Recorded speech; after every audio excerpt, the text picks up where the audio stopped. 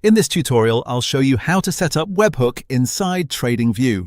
By the end, you'll have a TradingView alert configured to send a webhook to your endpoint with a JSON message whenever the alert triggers. First, prepare the webhook endpoint. Make sure you have a valid, public URL that can receive post requests. Public means it's reachable from the internet, not just on your local machine.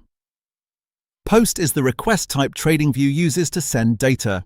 If your receiver expects JSON, confirm it accepts application/JSON and is ready to pass the fields you'll send.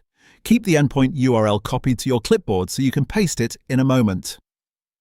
Next, open the Alert dialog in TradingView. On your chart or on the indicator you're using, click the Alert button. This opens the Alert configuration window where you'll set how the alert notifies your endpoint. Now configure the notification settings. In the Alert window, go to the Notifications tab.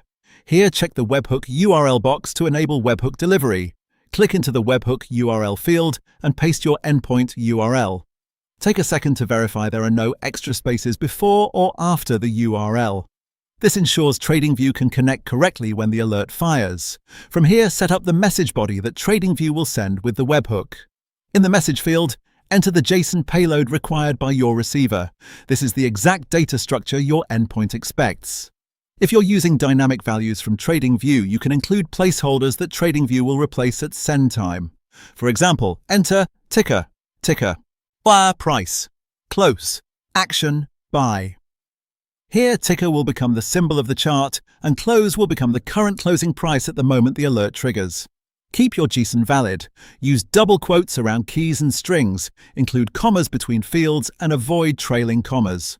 If your receiver needs different field names or additional parameters, edit the keys and values to match exactly what your system expects.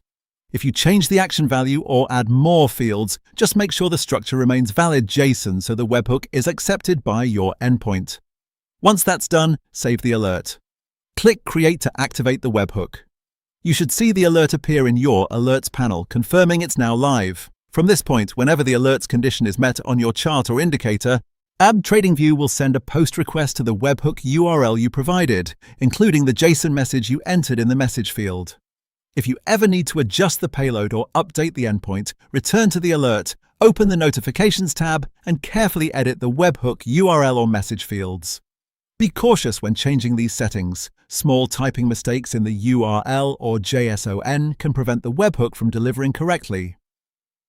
If your endpoint uses logging, you can review incoming requests there to confirm the data matches what you configured. Keeping the JSON concise and predictable makes it easier for your receiver to pass and act on the alert.